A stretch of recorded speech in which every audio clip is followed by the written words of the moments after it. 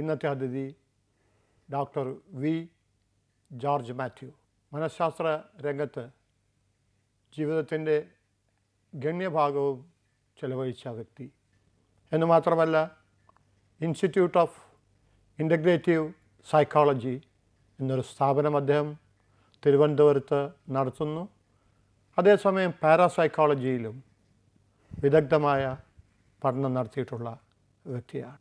Doctor, അല്ല, ഊർജതന്ത്രത്തിൽ ബിരുദമെടുത്തതിന് ശേഷം ഒരു ഊർജതന്ത്ര ശാസ്ത്രജ്ഞനാകാൻ ശ്രമിക്കാതെ മനഃശാസ്ത്രജ്ഞനായി മാറണമെന്ന് താങ്കൾക്ക് തോന്നാൻ കാരണം എന്താണ്? എനിക്ക് പണ്ട് മുതലേ സൈക്കോളജിയിലായിരുന്നു താല്പര്യം. പക്ഷേ അന്ന് സൈക്കോളജിക്ക് പോസ്റ്റ് ഗ്രാജുവേറ്റ് കോഴ്സ് മാത്രമേ ഉണ്ടായിരുന്നുള്ളൂ. ഏത് വിഷയത്തിലും ബിരുദമെടുത്തവർക്ക് മാസ്റ്റേഴ്സ് ലെവലിൽ സൈക്കോളജിക്ക് അഡ്മിഷനും കിട്ടിയിരുന്നു. അപ്പോൾ സൈക്കോളജി പഠിക്കാനായിട്ട് ഏറ്റവും പ്രയോജനപ്പെടും എന്നെനിക്ക് തോന്നിയ 2 വിഷയങ്ങൾ ഫിസിക്സും മാത്തമാറ്റിക്സും ഞാൻ ഗ്രാജുവേഷന് വേണ്ടി പഠിച്ചു എന്നേ ഉള്ളൂ.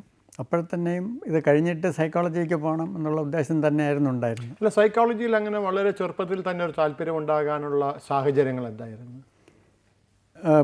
എൻ്റെ ടെമ്പർമെൻറ്റ് ഒരു ഫിലോസഫിക്കൽ ടെമ്പർമെൻ്റായിരുന്നു തീരെ കുട്ടിക്കാലം തൊട്ടേ. പക്ഷേ അതേ സമയത്ത് തന്നെ പ്രായോഗികമായിട്ട് എന്തെങ്കിലും ചെയ്യണമെന്നും താല്പര്യമുണ്ടായിരുന്നു. പിന്നെ ഈ യോഗാഭ്യാസം തുടങ്ങിയ കാര്യങ്ങളിൽ താല്പര്യമുണ്ടായിരുന്നു. വളരെ കുട്ടിക്കാലം തൊട്ടേ ഈ യോഗ പ്രാക്ടീസ് ചെയ്യുമായിരുന്നു. പിന്നെ സിദ്ധികളിൽ താല്പര്യമുണ്ടായിരുന്നു.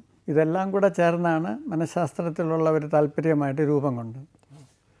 ഈ അതീത മനഃശാസ്ത്രം എന്ന് പറയുന്ന പാരാസൈക്കോളജിയിൽ വലിയ പഠനവും ഗവേഷണവും നടത്തിയിട്ടുള്ള വ്യക്തിയാണ് താങ്കൾ. എന്താണ് ഈ പാരാസൈക്കോളജിയിൽ താല്പര്യമുണ്ടാകാൻ കാരണം? പാരാസൈക്കോളജിയുടെ സാധ്യതകൾ, അതിൻ്റെ മാനങ്ങൾ എന്തെല്ലാമാണ്? ഈ ഇന്ദ്രിയങ്ങൾ എന്ന് പറയുന്നത് ജ്ഞാനേന്ദ്രിയങ്ങളും കർമ്മേന്ദ്രിയങ്ങളും ഉണ്ട്. ഇന്ദ്രിയങ്ങൾക്ക് അതീതമായിട്ടുള്ള മനഃശാസ്ത്ര അനുഭവങ്ങളാണ് പാരാസൈക്കോളജി പഠിക്കുന്നത്. അപ്പോൾ ഇതിന് ഫിലോസഫിയുമായിട്ടും നമ്മുടെ നേച്ചർ ഓഫ് റിയാലിറ്റിയുമായിട്ടും ഇതുമായിട്ടൊക്കെ വളരെ ബന്ധമുണ്ട്. അതേസമയത്ത് തന്നെ വെറുതെ ഒരു ആം ചെയർ സ്പെക്കുലേഷൻ മാത്രമല്ല, പ്രായോഗികമായിട്ടുള്ള ഒരു പഠനവും കൂടെ ഇതിൻ്റെ പുറകിലുണ്ട്.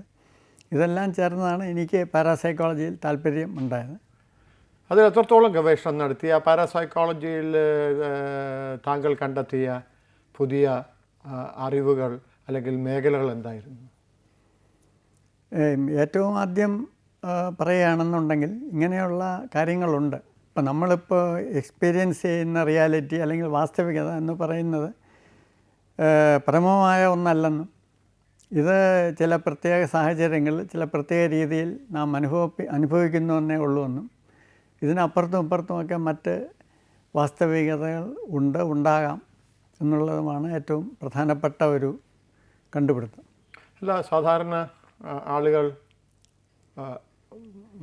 മരണത്തിന് ശേഷം മരിച്ചവരുമായി സംസാരിക്കുന്നുവെന്ന് കഴിയുമെന്ന് പറയുന്നവരുണ്ട്. അത് സാധ്യമാണെന്ന് അങ്ങ് വിശ്വസിക്കുന്നുണ്ട്? ഈ മരിച്ചവരുമായിട്ട് സമ്പർക്കം പുലർത്തുക എന്ന് പറയുമ്പോൾ ഈ ജീവിച്ചിരിക്കുന്ന നാം എന്താണ് എന്ന് ആദ്യം പറയേണ്ടിയിരിക്കുന്നു. ഒരു വ്യക്തി എന്ന് പറയുന്നത് യഥാർത്ഥത്തിൽ ഒരു ബണ്ടിൽ ഓഫ് വൈബ്രേഷൻസാണ്. അപ്പോൾ മരിച്ച ഒരാളുടെ ആ വൈബ്രേഷൻസിനെ നമുക്ക് ആക്സസ് ചെയ്യാൻ കഴിഞ്ഞാൽ അയാളുടെ ഓർമ്മകളും അയാളുടെ അനുഭവങ്ങളുമൊക്കെ നമുക്ക് കിട്ടും. ഇതിനാണ് മരിച്ചവരുമായിട്ട് സമ്പർക്കം പുലർത്തുക എന്ന് പറയുന്നത്. അല്ല, പക്ഷെ അത് നേരിട്ട് സംസാരിക്കാൻ തന്നെ കഴിയുമെന്നുള്ളതാണ് അവകാശവാദം. പ്രത്യേകിച്ച് ജസ്റ്റിസ് കൃഷ്ണയ്യരെ പോലെയുള്ളൊരു സമുന്നത വ്യക്തി അത് പറയുമ്പോൾ അത് നമുക്ക് തള്ളിക്കളയാനാകുമോ? അങ്ങനെ ധാരാളം കേസുകളുണ്ട്. ഈ പാരാസൈക്കോളജി ലിറ്ററേച്ചറിൽ വളരെ തിയറിറ്റിക്കലി സിഗ്നിഫിക്കൻ്റ് ആയിട്ടുള്ള ഒരു കേസുണ്ട്. അതായത് ക്രീമിയൻ വാറിൽ ഒരാൾ മരിച്ചുപോയി എന്ന് ന്യൂസ് വന്നു. അപ്പോൾ ഈ മരിച്ച ആളുകളുടെ ബന്ധുക്കൾ ഒരു മീഡിയത്തിനെ കാണാൻ പോയി. ആ മീഡിയം വഴി ഈ മരിച്ച ആളുകളുടെ ആത്മാവുമായിട്ട് ബന്ധപ്പെട്ടു. അപ്പോൾ നിങ്ങൾ ഇപ്പോൾ എന്ത് ചെയ്തുകൊണ്ടിരിക്കുകയാണ്? പിന്നെ ഇത് മരിച്ച വ്യക്തി തന്നെയാണ് എന്ന് തെളിയിക്കാനായിട്ട് വേറെ ആർക്കും അറിഞ്ഞുകൂടായിരുന്ന കുറേ കാര്യങ്ങളൊക്കെ ചോദിച്ചു. അതെല്ലാം കറക്റ്റായിട്ട് മറുപടി കിട്ടി. പിന്നെ അയാളുടെ ഇപ്പോഴത്തെ അവസ്ഥ എന്താണെന്ന് ചോദിച്ചപ്പോൾ ഇരുമ്പഴികളുടെ പുറയിലാണ് എന്നയാൾ പറഞ്ഞു. ഇങ്ങനെ ഒരുപാട് കാര്യങ്ങൾ പറഞ്ഞു. അപ്പോൾ ഇത് മരിച്ചുപോയ ഈ വ്യക്തി തന്നെയാണെന്ന് ബന്ധുക്കളെല്ലാം തീർച്ചപ്പെടുത്തി. കുറേ നാൾ കഴിഞ്ഞപ്പോൾ ഇയാൾ തിരിച്ചു വന്നു. ഇയാൾ മരിച്ചിട്ടില്ലായിരുന്നു, ഇയാളെ യുദ്ധത്തിൽ തടവുകാരനായിട്ട് പിടിച്ചതാണ്. അപ്പോൾ അയാൾ സംഭവം നടക്കുമ്പോഴൊക്കെ അയാൾ ജീവനോടെ ജയിലിൽ കിടപ്പുണ്ടായിരുന്നു. പക്ഷേ ഈ പാരാസൈക്കോളജിസ്റ്റ് ഇത് പരിശോധിച്ചപ്പോൾ ഈ പറഞ്ഞ കാര്യങ്ങളൊക്കെ വളരെ ശരി തന്നെയാണ്. അപ്പോൾ ഇയാൾ ഇരുമ്പഴിയുടെ പുറയിൽ കിടക്കുന്നു എന്ന് പറഞ്ഞത് ശരിയാണ്, ഇയാൾ ജയിലിലായിരുന്നു.